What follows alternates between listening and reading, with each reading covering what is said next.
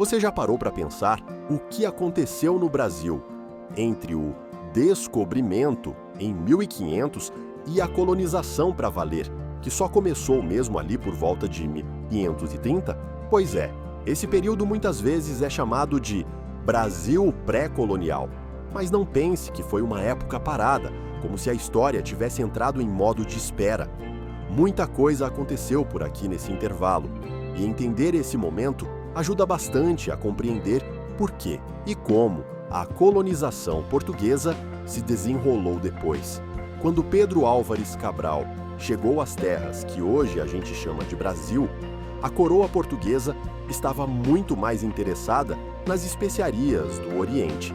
Cravo, canela, noz moscada, esses produtos exóticos movimentavam uma verdadeira fortuna na Europa. Então, de início, o Brasil não era prioridade.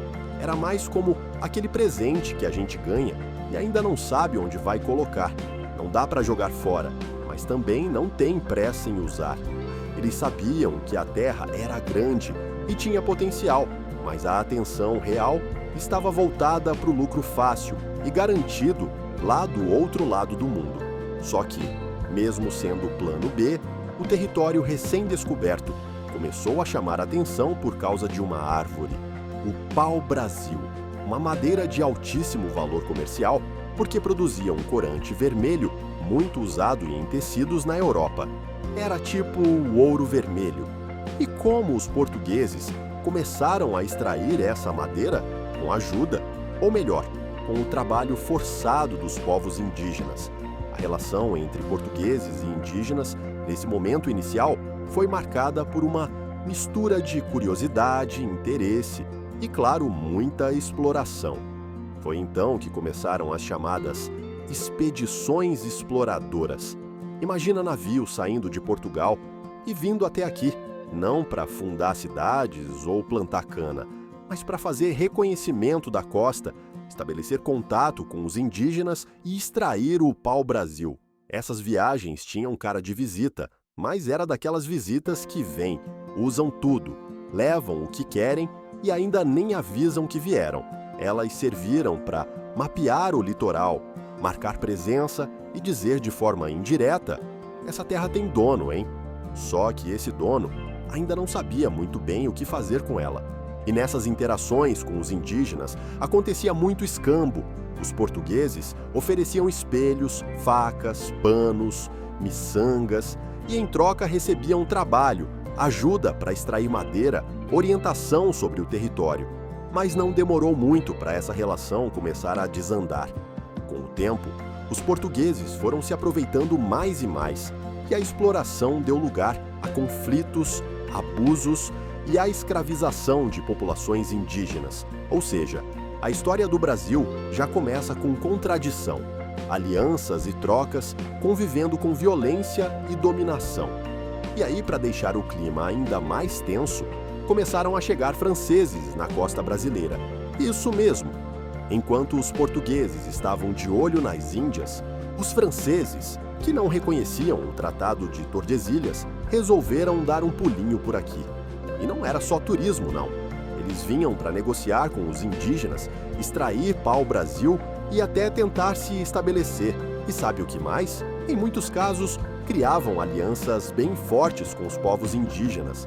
Isso acendeu um sinal vermelho em Portugal. A coroa portuguesa, que até então estava levando meio no banho-maria a questão do Brasil, começou a se preocupar de verdade. Não era mais só sobre madeira. Agora era também sobre manter o território sob controle.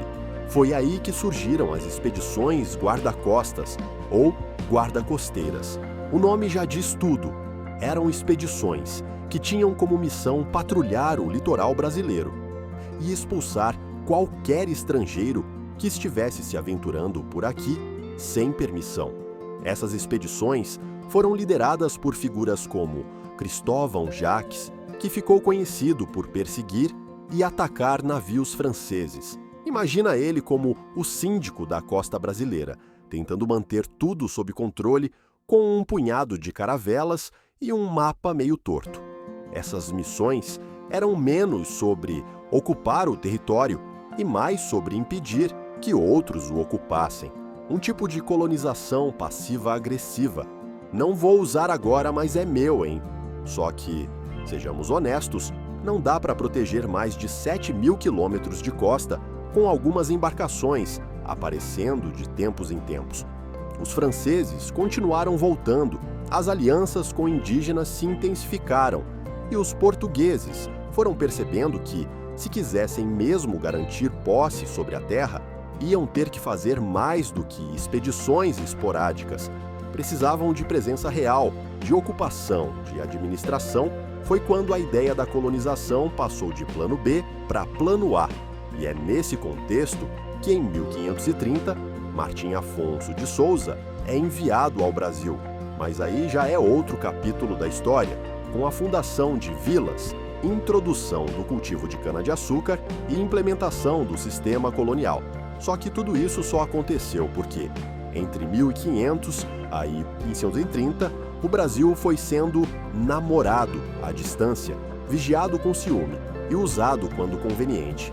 Esse período intermediário, muitas vezes esquecido, é fundamental para entender por que a colonização aconteceu como aconteceu, com pressa, com improviso e com muitos conflitos já em andamento. E nesse cenário todo, os povos indígenas foram protagonistas. Eles não estavam apenas reagindo aos europeus, estavam também moldando o processo. Participaram das trocas, enfrentaram os abusos, formaram alianças, resistiram de várias formas.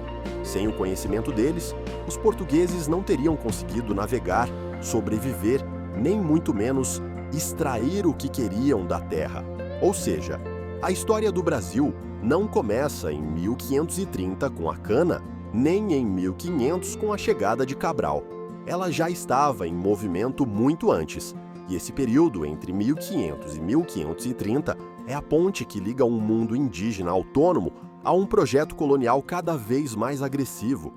Entender esse intervalo é perceber que a colonização não começou do nada. Ela foi sendo preparada aos poucos, com incursões, acordos, atritos e decisões tomadas lá em Lisboa, mas com consequências profundas aqui. A ideia de que o Brasil ficou abandonado por 30 anos é um mito. Na prática, ele estava sendo explorado e disputado. Só não havia ainda a estrutura institucional da colônia. Então, da próxima vez que alguém disser que o Brasil começou com a colonização, você já sabe que não é bem assim. Houve um período antes, cheio de nuances, contradições e movimento. E é justamente por isso que ele merece ser contado. E aí, curtiu essa viagem pelo Brasil pré-colonial? Se essa história te fez olhar com outros olhos para esse comecinho do nosso país, já deixa o like aqui no vídeo, porque isso ajuda muito o canal a continuar trazendo conteúdos como esse, com informação, contexto e sem enrolação. Ah, e se você ainda não é inscrito, aproveita agora para se inscrever e ativar o sininho. Assim você não perde nenhum episódio dessa nossa jornada pela história do Brasil. E comenta aí embaixo. O que mais você gostaria de saber sobre o período colonial? Bora continuar essa conversa. Até o próximo vídeo!